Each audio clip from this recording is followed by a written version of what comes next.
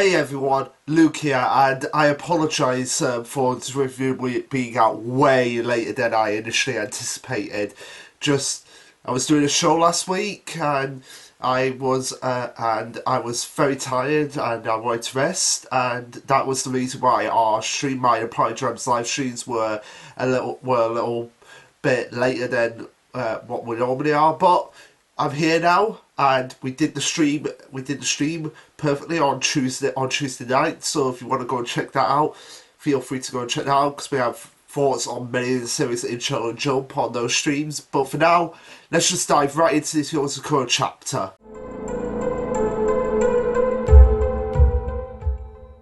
Okay, so this will be chapter 124, titled Koricho versus the Yozakura siblings. Pretty self-explanatory. It's not a very long chapter, not very intricate chapter. It's mostly focused on the fight with Koricho and the siblings trying to bring him back to the light, essentially, considering what happens in this chapter. But yeah, hopefully I'll be able to make quite a decent video out of this, but somehow I doubt it. Which, if that's like, I pity the people who review Black Clover on a weekly basis, and the fight with Lucifer, where not much they can actually talk about in that fight, considering even though it was a long fight, the chapters themselves weren't exactly that long and intricate. So hopefully I can make out a long video with this, but I do have some theories about Kai, and Pyjams did bring up some ideas as well, that there's something going on with Kai, the head of the Spy Association, which after thinking about it and actually thinking about other things, like, yeah, this is something that really needs to be addressed, and we'll get into it when we get into it. But anyway, starting off, we have Shino basically talking to Koricho by saying, oh, we've got Futsuba's on-site data, Kengo's profiling, and now sampling. There's nowhere for you to run. You turn of a brother, as everyone is just surrounding Koricho, and Koricho just calm and collective, cool, but like, credit where credit is due with Koricho. He may be a turn of a brother, but under any situation, he is calm and collective. Like, nothing phases him whatsoever. Which that's something I'd like to know. Like, does anything phase Koricho? Like, make him like really super? Like, I know. Like, when Tayu is being all cutesy with Mutsumi, like, he gets like he gets his emotion, like, but really proper angry, like really mad, like, just like, I am going to kill. Like, does he have those like rage inducing moments? Because when he has those moments with Tayu, it's mostly paid for comedic effects. So I like to see a moment with that with Koricho where he just loses all his cool whatsoever and just like goes full on rage mode, because that's a side of him we've never actually seen before. But anyway, whilst Shino is basically insulting her brother, Futsuba's being a little bit more understanding of him, and being like, okay, talking to him like that is not going to work. So maybe if we're actually more calm with him, we might actually be able to get him to come to us. And she's like, Koricho, we can sit down and chat all about your intentions later, but right now Mutsumi is at home worried, and let's go back. So she's basically saying to, like, look, Mutsumi's worried about you, so we could talk about this all later, so you've got to come back. And Koricho, you get like his fist like clenching up, which could be interpreted in one of two things. It could be interpreted as him thinking like, oh, how dare you blackmail me with Mutsumi Futaba. That is a low blow either view. Or it could be interpreted as like, I really want to come home, but I can't right now. I really can't. And as we'll soon see why he can't essentially come home. And but again, being calm and collective, he's like, I've got nothing to say to you. But Futaba just loses a cool at this point. It's like, okay, yeah, he's not going to listen to me, so yeah, it's time for us to go home, Koricho. And she charges at Koricho, trying to use telekinetic, hand-to-hand combat movements, but Kiricho being a smart, like, again, say what you will about Kiricho, but there is a reason why he is the strongest Yozakura sibling. He's smart, he's calm on the battlefield, he analyses everything, and he can use his opponent to his advantage. And he knows his siblings, so he knows exactly what their techniques is and how to counter them. So as Futaba is coming and charging a energy attack at him, he uses his steel spider to kind of make like a steel spider web shield to block her, and he's again saying, stay away from me, but Kengo and Nano surprise attack him, with Kengo using his disguises to make free of him, and Nano using a drug that Kiricho is all too familiar with. It's the one that he has always been weakened to, the withering spider muscle reflexer, and basically from what I can tell, the withered spider muscle reflexer. So I assume it's kind of like one of the status elements in Pokemon where you use it on him and it freezes him in place. So because based on the next panel, it seems like that's actually the truth, because it seems like he can't move, giving Shinzo the opportunity to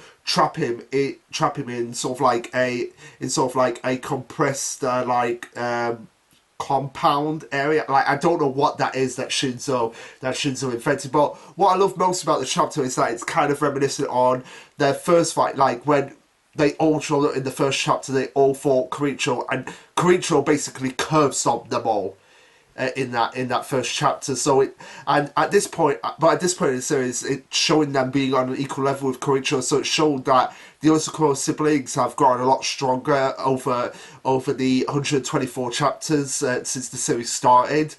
Wow, I can't believe it's been 124 chapters and we still haven't got an anime announcement for Yozakura family. Okay, on a side note with that, yeah, I'm surprised we haven't got an anime announcement for Yozakura family. Now, people are debating whether or not it's going to get the announcement soon, if it's going to be for 2023, I assume it's going to be for late 2023, because next year we've got Dr. Stone Season 3, Jujutsu Kaisen, and Attack on Titan Final Season Part 3, which, yeah, that's another thing that I just want to go on a tiny rant about, like, just make it one full season of final season, or make it like just like, I don't know what you would do on that front. Like, just make it part 1, final season part 1 be 24 episodes, and then final season part 2 be 24 episodes, so that you can finally finish that series already. Which, by the way, looking forward to seeing anime only fans' reactions on that ending of Attack on Titan. But anyway, I digress. Yeah, I assume we're going to get the anime in late 2023, so that once all those seasons are out of the way, Mission Yozakura can come in and be like, well, we've got nothing else to watch this season, so let's watch this, and maybe that will hopefully give a boost to the manga sales. Yeah, that was the words I was looking for. But makes the question, like, who would play Kiricho? Like, yeah, it would need someone to be... I would assume it would be someone like the voice actor for Johan from Monster. Just like that calm, cool, collective, but can also be, like, a little bit intimidating when he wants to be. So, yeah, I could see that guy. Like, get that guy to play Kiricho. Anyway, continuing on with the chapter, where we have Shinzo saying, okay, Futaba is in place, so now do what needs to be done. And I assume from the attack, Futaba is like crushing it up so that she can keep Kiricho firmly in place. But Kiricho, again being smart, uses his spider steel, spins it around him at like supersonic speed, and then just extends it out so like it just obliterates the trap that is in. And then everyone is just like, oh my god, like Kiricho is strong, but they seem to give this it's like, damn, Kiricho, how strong can you be? Like, this begs the question: has Kiricho been going at full strength with the Yozakura? Because it seems like because based on what happens in the chapter, yeah, he's not at full strength, but he is just this immensely powerful creature. Like, he just has the endurance going on, which By the way, like that would be a death battle to be had. Like, get Koricho in a death battle with Illumi from Hunter x Hunter and see who. That would be an interesting death battle. Illumi versus Koricho death battle. Who would win? Place your bets. I have no idea who would win, but hey, I can't. Hey, that's hey, Tyler Pancake, if you're watching this, write this down. Illumi from Hunter x Hunter versus Koricho from Mission Yozakura family. I think we've already put that down. But yeah, that's a death battle that I would want to see. Anyway, continuing on, this is where we get the big reveal as Koricho says, good job working together, and you see like the Simone flowers similar to what Momo has on him, just sprouting up all around Koricho, and he says a most memorable experience. But the thing with these like flowers that are blooming around him or coming out of him is that they're black, which confuses everyone. Like you get Futaba like what the hell is going on, and you get Shinzo going like, is this bad? You get you don't see Kengo's reaction on his face. You see Shinzo like, what the, and you just see Nanano like as the most terrified of them all, because you see if it could come into focus, yeah, you see him like the most terrified of them all, like just like, this is bad. Like he probably has an idea of like what this actually is, especially when Futaba goes, black Sakura cherry blossoms, as like, where have they come from? And then you see Nanano get some on him, and he's like, oh my god, this is bad, and he just immediately, without any hesitation, just like lobs his arm off, and lobs his arm off, and Futaba's just like, no, and he uses a drug to like regenerate his arm. Now, this is reminiscent very much of what Mayuri do. Like, he lost a limb against Pineda, chopped it off, and then he just regenerated a new arm using the Hojo Kasai that he had. I can't believe I remember that name, the Hojo Kasai from Bleach, but I can't remember any. I can hardly remember any of the names from Ayashimon and Doron. Like, that is crazy, but yeah. So I guess Mayuri traveled to the Yozakura world, met a nice woman, and Mayuri was one of the spouses of the Yozakura heads. Mayuri was the last. Mayuri is Mutsumi's father. It explains so much why Nanano is the way he is, and why Koricho is the way he is. That explains so much. So yeah. Fan fiction. Mayuri is the Yozakura. Is the father of the Yozakura. Is not Momo. No. Oh wait. Yeah, because Momo is the father. Yeah. So Mayuri is the clone of Momo, or Momo is the clone of Mayuri. It makes so much sense now. But yeah. Enough of that joke. Getting back to serious business, we see Nanano's arm that he lopped off just disintegrate into ashes, and again, everyone is like, what the hell is this? And then Nanano gets the idea, or someone gets the idea of like, oh, it's poison. Okay, when it says it's poison, it might be a flashback, yeah, to what the previous head said. But yeah, the previous heads and Kai, they're going to play with this in a second. The second head mentions that when their body is destroyed, Tsubumi's blood diffuses into the air and embeds roots into your body. The new blood and old blood will fight against each other, destroying the flesh which they circulate. So me and Parjon's compared this to like a blood transfusion. Like, the old blood is kind of like fighting with the new blood to, I assume, maintain control of your body, and like just backfires and destroys your body along with it. So that's kind of like what we're referring to here, and I'm glad that they're still keeping with the idea of like Tsubumi is basically a tree at this point. Now, Pyjam said like he hopes that the heads are not done here, and I agree. I agree. I hope they're not done, and I think what's going to happen is that as long as Tsubumi is alive, she has her roots being planted throughout the world. They can just bloom back as flowers and then just come back, good as new as brand new zombies. But yeah, on a serious note, I think that's what's going to happen. Like, the fact that Tsubumi is literally a tree and she can bloom them back into life, the heads of the Yozakura family, and maybe that's what she can do to Mutsumi. But also, the more times they come back, the more corrupt they get. That's what I think is going to happen.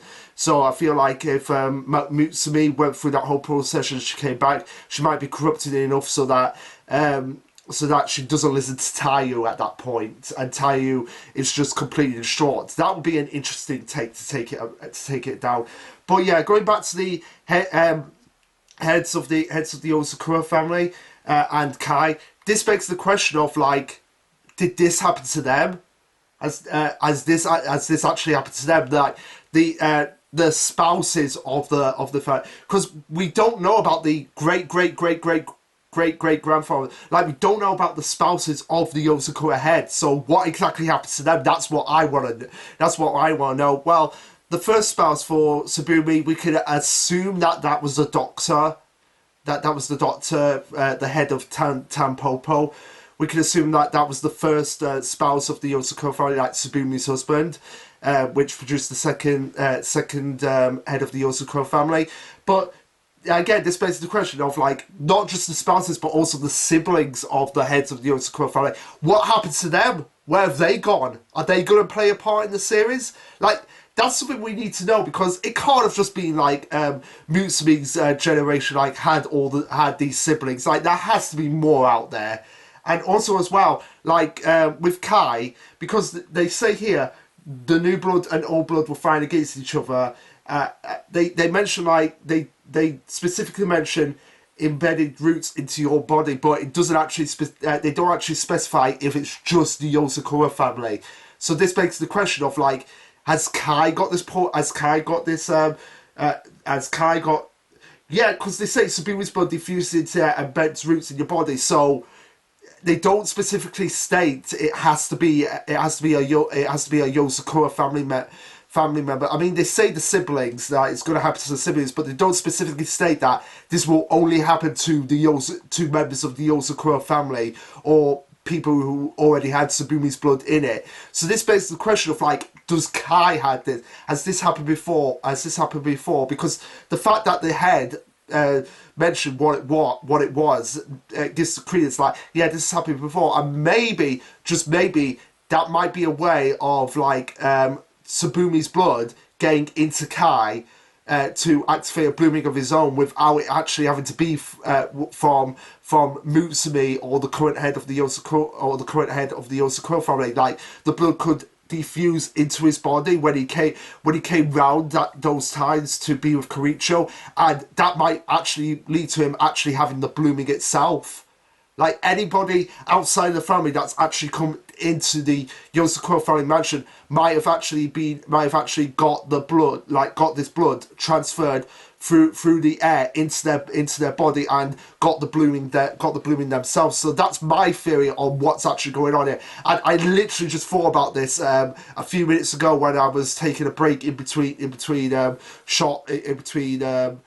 cuts from the camera. I was actually thinking about this, and I was like, that would make so much sense if that was the case, because that's something that actually happens. Like, poison or, like, diseases can travel through the air and get into your body through the air itself, and this is pretty much being described as a disease, as like a poison that can travel through the air, similar to what's happening in the world right now with the worldwide pandemic disease, how that can travel through the air and into your system and corrupt your system as well. It's the same thing that's happening here. So this begs the question, like I said, did this happen to Kai?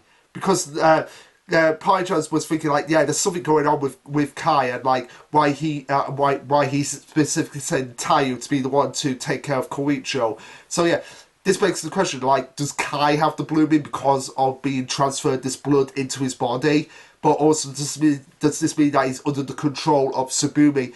And does this mean that Rin is under control because we've seen them in the Yozakura family. So does this mean that they have the blooming as well, or is it something completely different that we're going to get a completely different power system to similar? Because we've only really had the blooming as a power system, so we need like another power system, kind of like how in Bleach, going back to the Bleach reference, we have the Shinigami, then we have the Quincy's, then we have the Hollows, then we have the Fullbrings.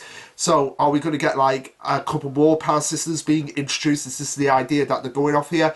But I would quite like the idea of like whoever's been in the Yozakura family has had this blood transferred through the air, because I like the idea that Tsubumi probably planted some of her blood,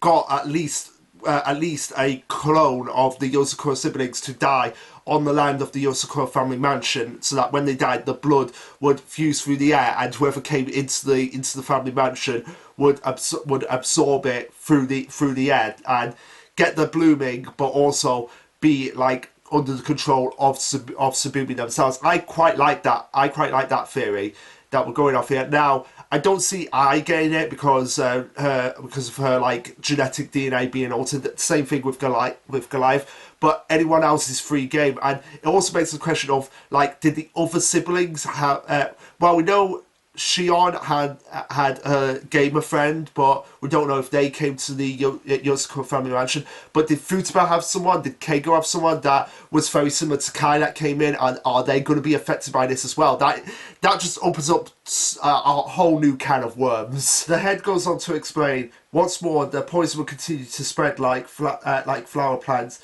Your siblings will succumb to it as well. So see, this backs up my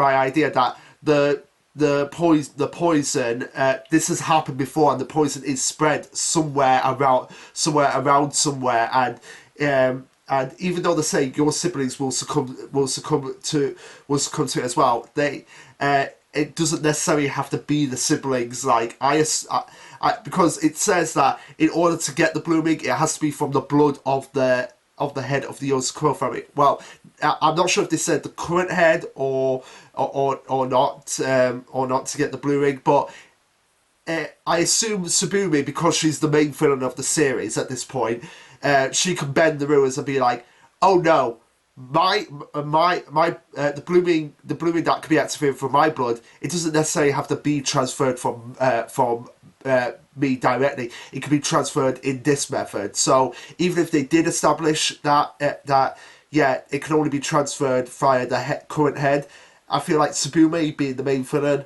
can alter and break the rules and be like, yeah, I was lying about that. I was lying about that whole. It can all be transferred through the only through the blood of the current head, and it can be transferred in this method, which would make sense for her character, given again she is a tree at this point, and should want to spread her roots. Pun very much intended to as many different people as possible. They continue on by saying no one will be left to protect the current head of the family from Tsubumi. So yeah, this is basically going to all be a ploy to get them all out of the way so that Tsubumi can get Mutsumi under her control, essentially. And Koichiro asks like, oh, if that's your goal, why would you reveal it to me? And then we see the head smiling and them going, you don't need to know. So yeah, this is probably them thinking like, yeah, we've done this to Kai. We've actually done this to Kai, and they're being affected as well. That's probably what you don't need to know about. You don't need to know, because yeah, if he knew that, because even though Kai doesn't really understand Koichiro's emotion, he still considers him a friend, and I feel like Koichiro considers him a friend because Koichiro doesn't normally invite just any random person to the Yozakura family. So Kai was a special case, and I feel like the fact that they would use Kai to get to him in the same vein as they would use Mutsumi, I feel like that would trigger Koichiro. Like, so yeah, this probably is indicating that they've done this to Kai, which I wouldn't be surprised if that was the case. But yeah, continuing on, that was my theory on the whole situation that I thought about, and I really hope Party Jams takes that idea as well, because again, we still don't know about the previous great-great-grandfathers of Mutsumi, and also the uncles, great-uncles. We don't know anything about them, so where they need to be introduced at some point, so that... But then we have an whole army of Yozakura family. Like, maybe some of them are in America, some are in England. Maybe Subumi's roots, again, pun intended, spread out to the entire planet, but also create a very dangerous effect, a very dangerous ripple effect. Anyway, continuing on. Shino says, yeah, there's no denying this. It is a poison. As the flower increases, Koricho's vitals weaken. The cells deteriorate too fast, and so yeah, Nanano's saying this. The cell deterioration is too fast, and even his body couldn't neutralize it. So the fact that Nanano, basically the scientists of the Yozakura family, had no way to combat this, and he only had to quickly think on his feet to get it away from him. It shows just how powerful this ability is, this poison is, and yeah, everyone is saying as of now they can't save him, and this is where Futaba finally understands, like, oh, okay, I get why you rejected us and why you should suddenly vanish, because you believe you were doing this for our own sake, like basically protecting us from this ability, from this dangerous ability. But you are really such an idiot, she says. She's like, yeah, Koricho, you may have been doing that, but you're still an idiot, because we're not letting you go. We're not letting you leave. I'm not letting you leave, Koricho. Now, Futaba. Now, Pajam's had like a bit of like, really, Futaba. If you leave now, then this is going to create more problems for Mutsumi later down the line. That's basically what he was saying. But I actually think it's more so that way because of the fact that Futaba is being really calm with him in this chapter. So I feel like she's more saying like, look, you are an idiot, Koricho. We're all siblings. We're all in this together. So if you're leaving, we're leaving as well. That's, I feel like, what she's getting at here. But Koricho says, yeah, sorry, Futaba, but there's nothing you can do for me now. Farewell, as he uses an explosion to try and escape. But at that point, as he tries to escape, we get Tayo fast approaching him, and he says, let's go home, Koricho, as his blooming just starts to sprout all over his body. His Simonian starts to sprout all over his body. And that's where the chapter ends. So, yeah. Next chapter, we're going to get the fight that pretty much the series has been building up to at this point. Koricho versus Tayo. They've had a few scuffles throughout the series, but I feel like this is the fight where they're actually going to go all balls out, no holds barred, to kind of get Koricho to come back. And maybe when Koricho comes in contact with him, that might have the poison clambering to his Simonia. That might be corrupted in the same way to kind of get Tayo onto his side. So it's probably going to be a back and forth between the poison and the Simonia, kind of like how they described it in the chapter how the blood how the old blood fights with the new blood. So this is probably going to be like the physical manifestation of that, because Koricho's the old blood, Tayo's the new blood, and they're probably going to be fighting back and forth to see who can get control over the fight. Now, again, like I said, I went over my thoughts on what I feel is going to be happening. It is going to be happening with this poison. Like, it's going to be affecting a lot more people than just the Yozakura family siblings, because again, like Pajam said, Kai is a very mysterious person, and we don't know much about him, and this is probably leads into the revelation that Kai actually has the blooming from this effect taking place a while back, or maybe it's developed into something completely different. We'll just have to wait and see. But yeah, those are my thoughts on the chapter. Like I said, very short chapter, and yeah, because I rambled a bit, or because I had the theory that went on for a while, it's gone on longer than I anticipated. But that's the beauty of this. I can find from some of my favourite series, I can find so much to talk about for quite some time. But anyway, guys, what do you think of this chapter? Let me know. Like, subscribe, comment, all that jazz. And before I forget, the thing that I forgot to say at the beginning of this video, is that old song that they had. It's not going to be the title of the chapter. I've got something. I've got something else for the title of the chapter, but I don't want it to be too don't want to be too obvious of like, oh yeah, he would probably make this. But yeah, The song is Brother, my brother, tell me what are we fighting for? We've got to end this war. Da, da. I don't know the rest of that song, I just know that bit. But yeah, perfect song to demonstrate this chapter. And again, brother, tell me what are we fighting for is not going to be the title of the chapter. You're just going to have to wait and see on that front. But yeah, like I said, guys, what did you think of this chapter? Let me know. Like, subscribe, comment, all that jazz. And this will be Lasherluke signing off. Later, guys.